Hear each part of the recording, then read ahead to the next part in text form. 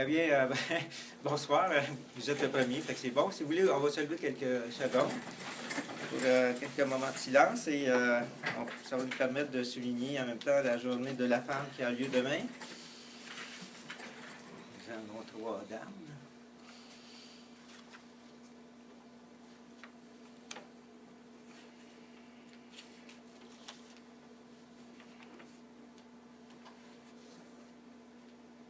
Merci. Donc, vous avez tous reçu l'ordre du jour de la séance extraordinaire du 7 mars. C'est bon? Donc, au point 1.1, M. Hébert constate qu'un avis de convocation a été remis à tous les élus conformément à la loi. Donc, vous avez tous eu l'information. 1.2, lecture et adoption de l'ordre du jour. J'en ferai un proposeur. M. Lavigne. Pour adopter l'ordre du jour tel que présenté. Tout le monde est unanime? Oui. OK, merci. Direction générale, greffe et trésorerie. Présentation des états financiers au 31 décembre 2013. Donc, les états financiers vont être présentés par M. Jonathan Paquet de la firme Mercil Lavallée. Donc, M. Paquet, je vous cède la parole. Parfait. Bonsoir. Bonsoir. Vous avez, je pense que vous avez reçu toute une copie papier là, Oui. c'est un rapport abrégé. Okay. Ce qu'on propose de faire, c'est comme l'année dernière. On a pris le rapport financier, qui est un petit peu difficile à suivre, parfois là, selon le modèle du MAMRO, qu'on a essayé de simplifier et de présenter sous une forme un peu plus concise.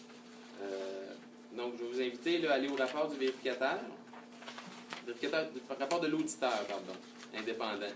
Donc, ce rapport-là, dans le fond, c'est la seule page qui nous appartient au niveau de l'auditeur. Le rapport annuel, le rapport financier, la responsabilité incombe à la direction. Nous, notre rôle, c'est d'émettre une opinion sur le rapport financier. Donc, s'il y a quoi que ce soit dans le rapport avec lequel on n'est pas d'accord, on ne peut pas prendre l'initiative de le changer, de le modifier comme on veut. Nous, c'est ici, on va dire, on n'est pas d'accord pour telle raison.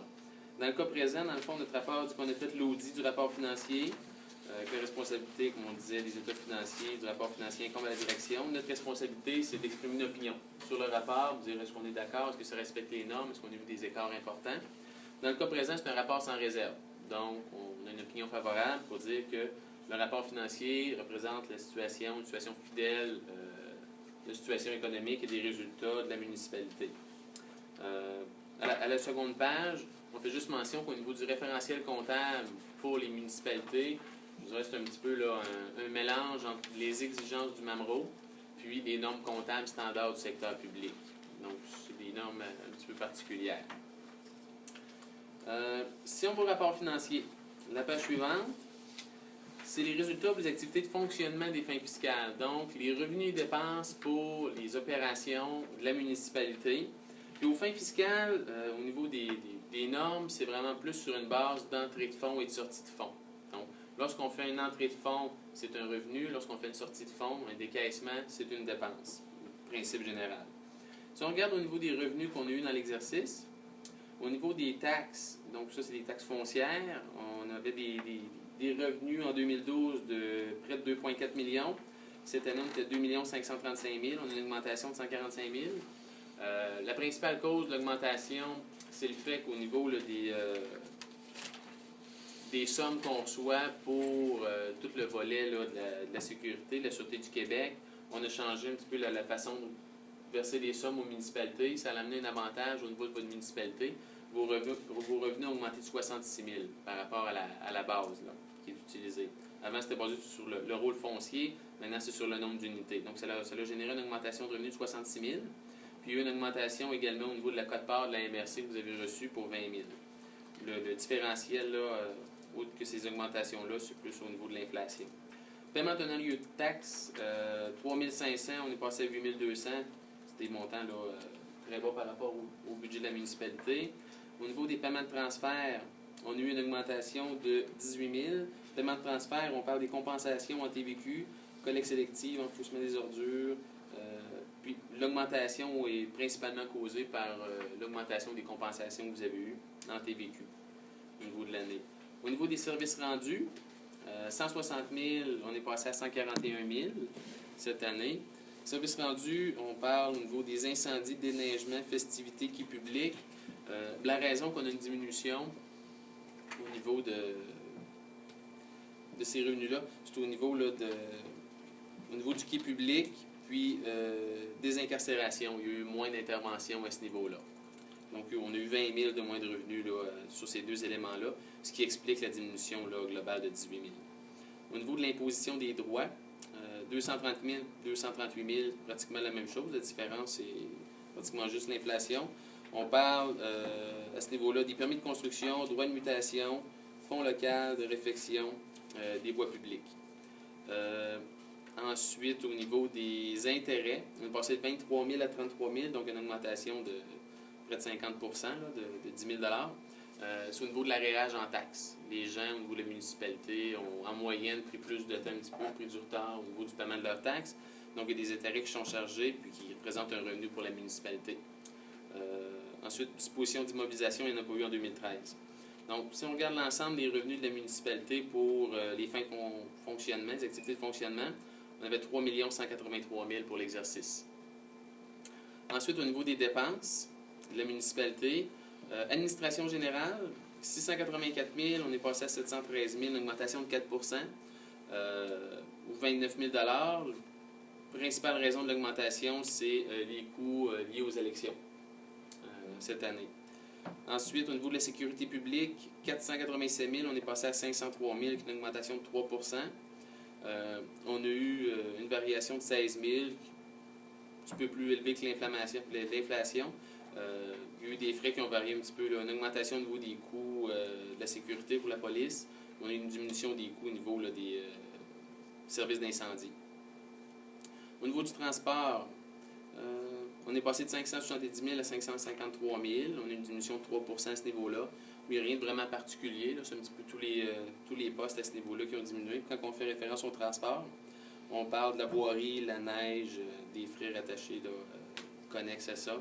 Hygiène du milieu, 274 000, on est passé à 232 000, donc une diminution de 15 ou une diminution de 42 000.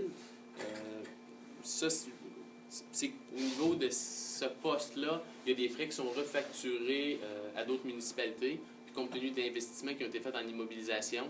On n'a pas les dépenses d'immobilisation aux fins fiscales, mais il y a des frais pour les immobilisations qui sont refacturés aux municipalités. Donc, en réalité, c'est pour cette raison-là qu'on a une diminution là, des dépenses au global. Ensuite, aménagement, urbanisme et développement. 428 000, on est passé à 453 000, donc une augmentation de 25 000 ou 5,8 loisirs et culture, 146 000, on est passé à 161 000, une augmentation de 15 000.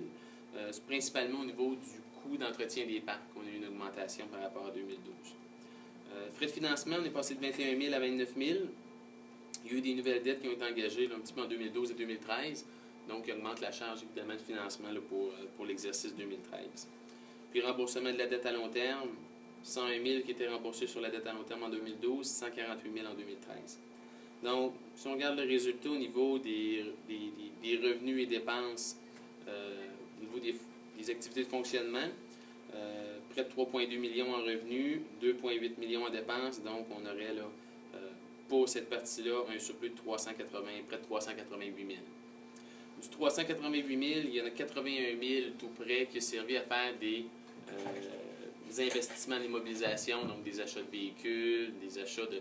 Ce n'est pas des dépenses de nature courante qu'on appelle, c'est des investissements qui sont faits pour plusieurs années.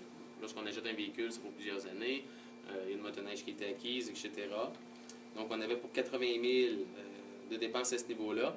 Puis, on a constitué également des réserves. Là, on voit le détail un petit peu plus bas au niveau de la note 1, pour 446 000. C'est des réserves au niveau de l'installation des bandes sèches, réfection de voies publiques, les parcs, éco-centres, centres communautaires, puis chemins municipaux et des travaux spécifiques. Donc, on avait pour 446 000. Donc, quand on prend notre surplus de 388 000, il y en a 88 000 qui a servi à payer des immobilisations, puis 446 000 qui a été réservé à des fins spécifiques. On a un déficit de fonctionnement pour l'année courante de 139 000, qui vient, là, on pourrait dire, d'une certaine façon, compenser le surplus de 2012. Donc, est-ce que ça va pour ça, pour les explications? Oui? Si on regarde, il y a deux volets. Quand on regarde au niveau des fins fiscales, revenus et dépenses, il y a deux volets. Il y a le volet pour fin activité de fonctionnement, puis il y a aussi activité d'investissement. Donc ça, c'est tout ce qui touche la gestion des investissements là, au niveau des immobilisations. On a vu une petite partie tantôt, il y a 80 000 qui a été payé comptant, qui se retrouve avec une dépense vu qu'elle a été payée directement du fonds de fonctionnement. Au niveau des activités d'investissement, il y a des taxes spécifiques pour ça. Ici, c'est les taxes pour la réfection de l'asphaltage.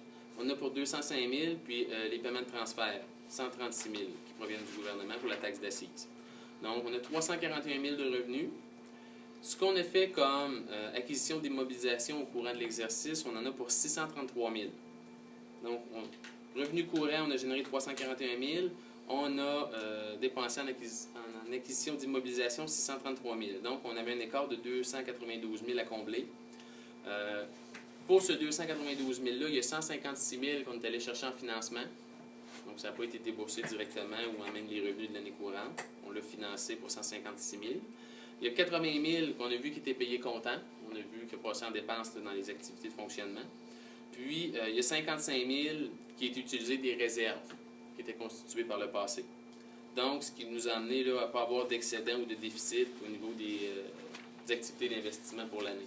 Puis, on a le détail un petit peu plus bas au niveau des dépenses en immobilisation. Réfection des chemins, qui est la dépense principale, 448 000. L'étude de faisabilité, l'hôtel de ville.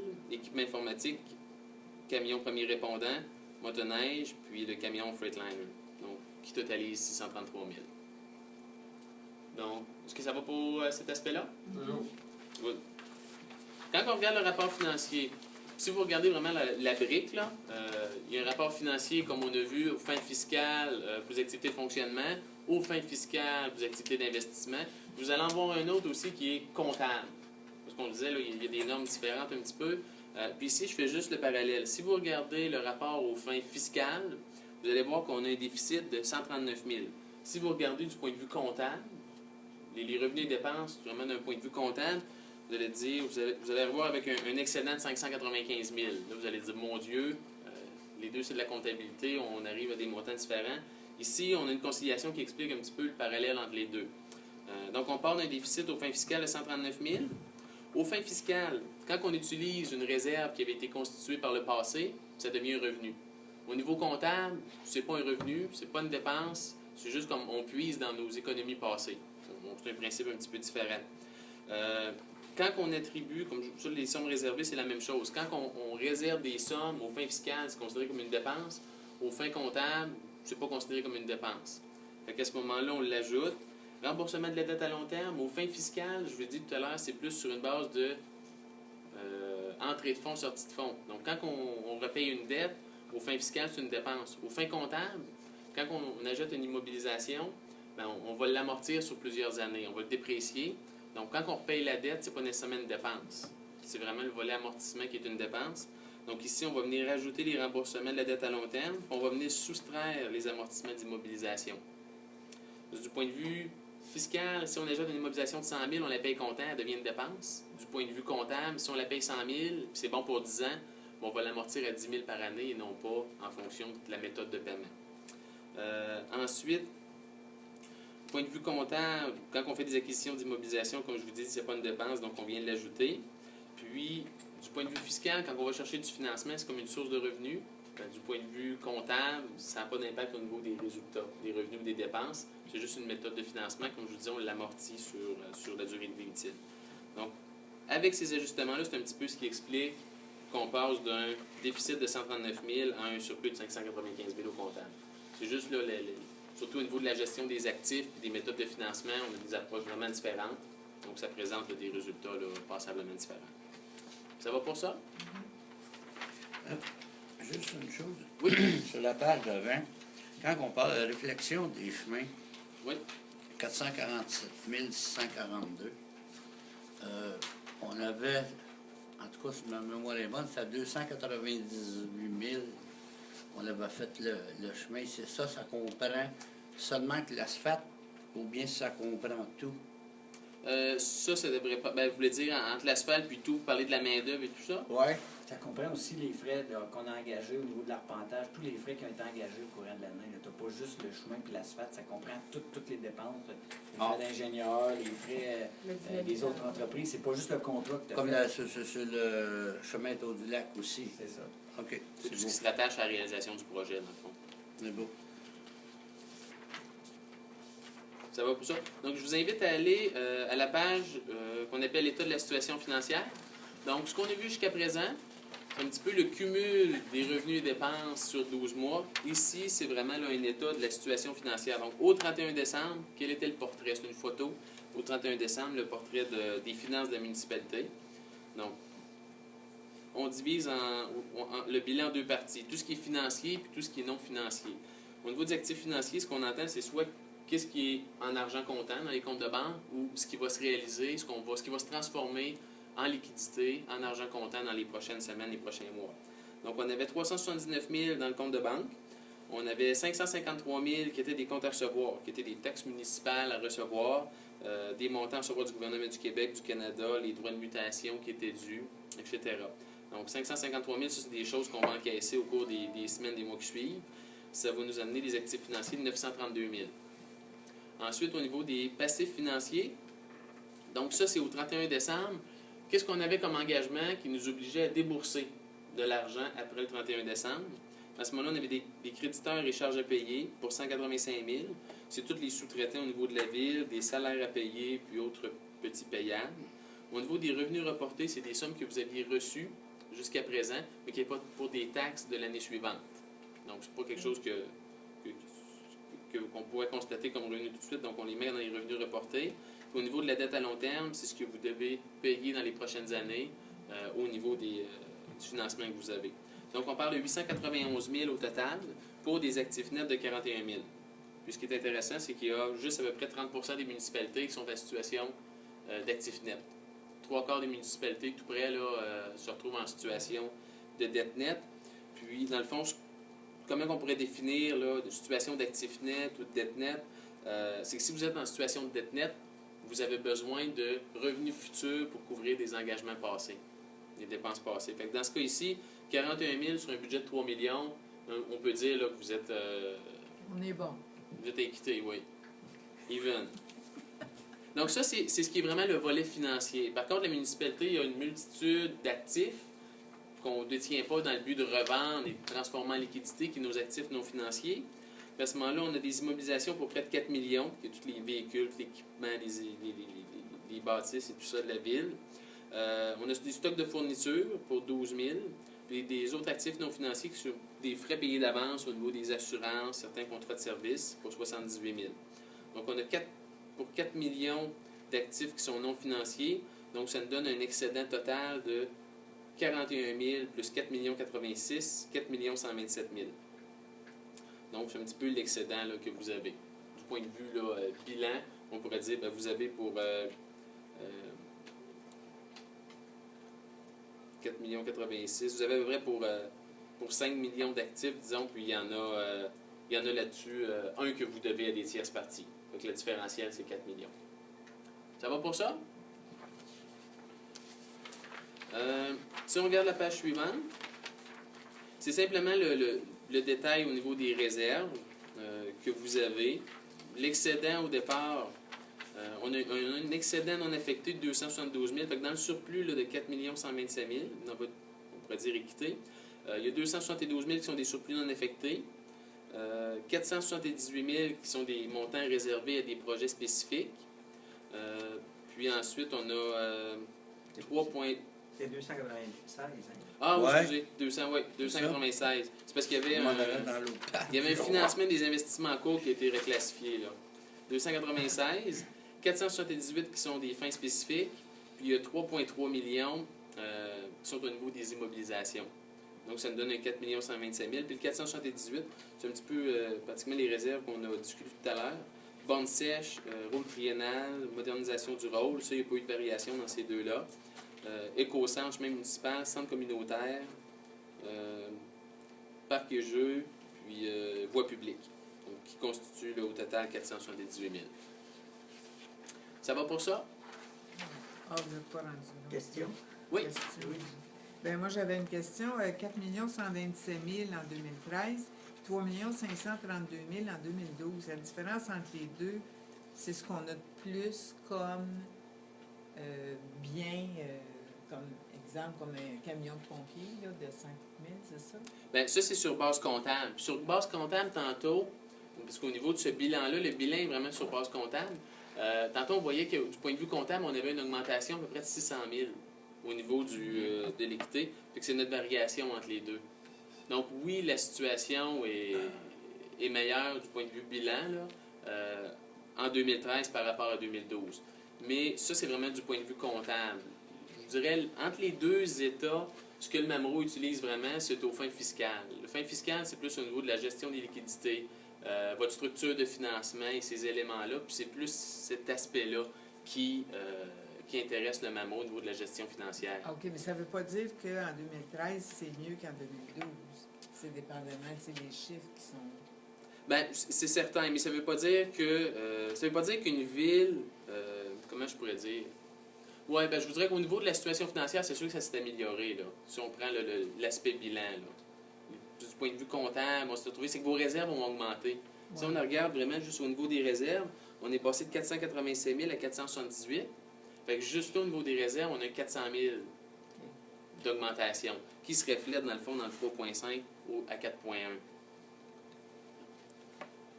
Donc, au niveau des excédents cumulés, c'est une amélioration. Mais c'est certain que si, à chaque année, par exemple, vous auriez des projets spéciaux, les revenus permettraient d'investir, disons, 1 million par année dans des infrastructures, parce que vous auriez des gros revenus de taxes, parce qu'il y a un paquet de châteaux qui se bâtissent autour du lac. Mais à ce moment-là, oui, votre équité augmenterait beaucoup. Mais c'est pas parce que vous disposeriez nécessairement de beaucoup de liquidités, c'est parce que vous pourriez bâtir un gros centre communautaire, une aréna et des choses du genre. Mais du point de vue situation là, des liquidités, c'est pas nécessairement une indication. Là. Mais oui, c'est une indication d'une amélioration de la situation financière. Ce que je veux juste souligner, Louis, c'est que dans le fond, les réserves, là, on va les prendre cette année. Là. Ouais. On va prendre comme la réserve d'installation de bonne sèche. Ça va être plus cette année. On va prendre le fonds local de réflexion des voies publiques, ça va être plus cette année. Ce qu'on ne prendra pas cette année, c'est probablement le fonds réservé pour la fin de parc, ça on ne le prendra pas. L'éco-centre, ça va être plus cette année. La réserve pour le centre communautaire, c'est sûr que si jamais il y a une décision qui est prise ici, ça va être pris. Puis pour les chemins, ça va être aussi, si vous vous en souvenez, on avait pris une réserve de 45 000 parce qu'on n'avait pas tout réalisé les chemins. Oui, c'est ça. Parfait. Ça va pour ça? Oui. L'état suivant, c'était simplement là, pour que vous puissiez voir vos fins comptables, là, le 5 595 000 dont on faisait référence tout à l'heure, c'est juste à titre d'information. Puis ensuite, au niveau des autres renseignements, je vous dirais le seul élément que je vous ai mis ici, c'est vraiment là, quand on fait l'audit d'une municipalité, on doit émettre une opinion sur le rapport financier. On doit également émettre une opinion sur le taux global de taxation réel. Dans le fond, là, notre opinion d'audit, c'est un petit peu comme tout à l'heure. On a effectué l'audit de l'établissement du taux global de taxation réelle. Puis notre responsabilité est d'émettre une opinion encore une fois, puis c'est une opinion sans réserve. Voilà. Est-ce que vous avez des questions, interrogations? J'avais dû attendre ma question. Non, c'est bon. Donc, comme vous savez, à ce moment-là, c'est un dépôt de documents, comme M. Paquet a mentionné tantôt. Donc, on vous remercie beaucoup, M. Paquet. Merci. Donc, si on s'en va au point 2.2, autorisation de paiement des honoraires du vérificateur. Donc, considérant le dépôt des états financiers au 31 décembre 2013 qui vient vous être présenté, considérant les redditions de comptes en rapport à l'entretien des chemins municipaux et aux redevances en matière résiduelle, considérant l'offre de la firme Marcel Lavallée, il est proposé par... Juste une minute, parce que les redditions de compte, il faut les enlever, genre, parce qu'ils n'étaient pas compris dans le montant de la soumission. Donc, on enlève les redditions On enlève de compte. le considérant, là. C'est le deuxième considérant, il est enlevé. Et les redevances aussi? Oui. Donc, à ce moment-là, on retranche ça. Donc, sur proposition de M. Lavigne, que le Conseil autorise un paiement de 17 500 plus taxes? Oui. Pour le compte de Marcel Lavallée lors de la réception de la dite facture. Est-ce que la résolution est unanime? Oui. Oui. Merci. Période de questions. On en a posé tantôt, donc il n'y a pas personne qui a d'autres questions. Donc, ça me prend un proposeur pour la levée de l'Assemblée. C'est Gilles Robillard. Tout le monde est unanime? Merci. Fait que nous reprendrons à 8 heures pour la séance ordinaire du 7 mars. Merci.